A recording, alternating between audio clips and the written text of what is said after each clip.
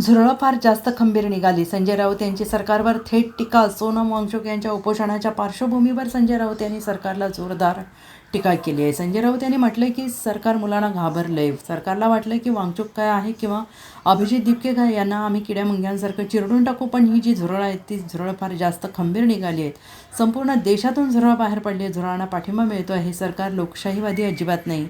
लोकशाहीवादी असतं तर या झुरळांना घाबरून मोर्चाची परवानगी नाकारली नसती. सोनम वांगचुक यांना जोर जबरदस्तीने पांढरे कपडे लावून उचलून रुग्णालयात नेलं नसतं. सरकार या आंदोलनाला आणि आंदोलकांना सामोरं गेलं असतं, त्यांचा विषय समजून घेतला असता आणि धर्मेंद्र प्रधान यांचा राजीनामा घेऊन या देशाच्या युवा पिढीचं समाधान केलं असतं. पण या सरकारने तरुणांच्या बाबतीत कठोर भूमिका घेतली हे संतापजनक आहे. हजारो लाखो तरुण जंतर मंतरला जमलेत. सरकार विरोधात घोषणा देत आहेत. सरकारच्या हातात असतं तर त्यांनी या हजारो तरुणांच्या मागे ईडी लावली असती. मी तर असं आवाहन केलं आहे की संसदेवर मोर्चा नेता येत नसेल तर या मोर्चाचा मार्ग ईडी हेडक्वार्टरच्या दिशेने न्यावा. सरकार मुलांना घाबरलंय. सरकार ये बच्चों से डर गई. सरकारला असं वाटलं वांगचुक काय किंवा अभिजित दिपके काय यांना आम्ही किड्या मुंग्यासारखे चिरडून टाकू. पण ही झुरळं जी आहेत ती झुरळं फार खंबीर निघालेली आहेत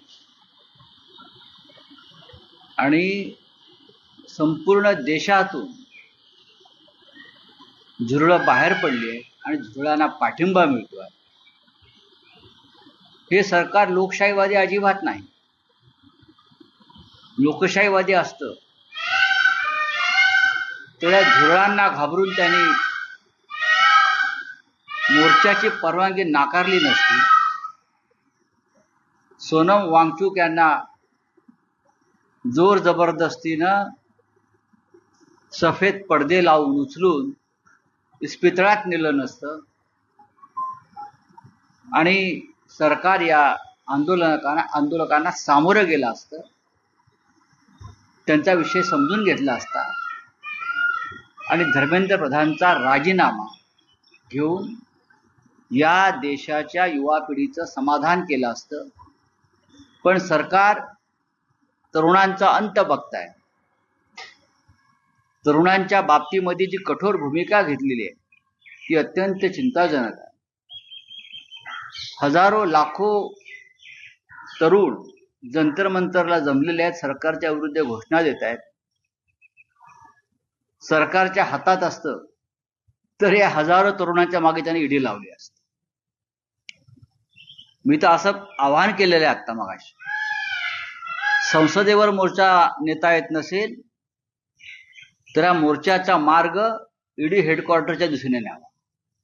या देशाच्या बर्बादीमध्ये या ईडीचा सगळ्यात मोठा हातभार. देशविरोधी कारवायांमध्ये ईडी सहभागी आहे. त्याच्यामुळे संसदेबरोबर या ज्या गुलाम झालेल्या संस्था आहेत, मग सुप्रीम कोर्ट असेल, ईडी असेल, त्यांच्या दिशेनं सुद्धा हा मोर्चा नेला पाहिजे. तुम्ही सुप्रीम कोर्टाला गुलाम म्हणताय? होय. सुप्रीम कोर्ट जर गुलाम नसतं तर राष्ट्रहिताचे निर्णय दिले असते आणि संविधानानुसार या देशातले निर्णय झाले असते. मला कंटेम्पची भीती वाटत नाही? मला अजिबात भीती वाटत नाही. कंटेम कशा करता? या देशातली प्रत्येक संविधानिक संस्था ही मोदी शहांची गुलाम आणि घरगडी म्हणून काम करते.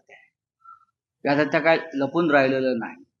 तसं असतं तर जर सोनम वांगचुक यांच्या उपोषणाची दखल घेऊन त्यांना इस्पितळात घेऊन जा हे जर सांगू शकतात सुप्रीम कोर्टचे किंवा हायकोर्टाचे लोक, तर मग सरकारलाही ते निर्देश देऊ शकतात. या मुलांचं म्हणणं ऐकून घ्या आणि त्यांचं समाधान करा आणि मग हे उपोषण सोडतील.